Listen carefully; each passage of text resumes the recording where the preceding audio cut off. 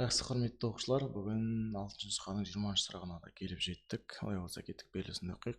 Кобальт 52 бұл бізде атомдық массасы да.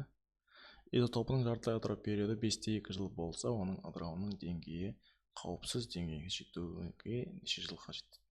Мына жерде қауіпсіз кезеңге жетуге дегені бұл бізде жалпы 10 жыл. 10 жыл деп аламыз. Енді қараңыздар.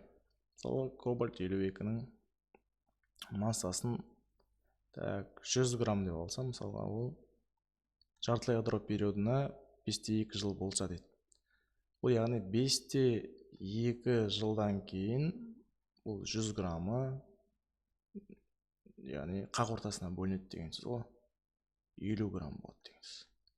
Та 5-2 жылдан кейін ол жылдан кейін 25 грамм болады деген сияқты сөйтіп кете береді да.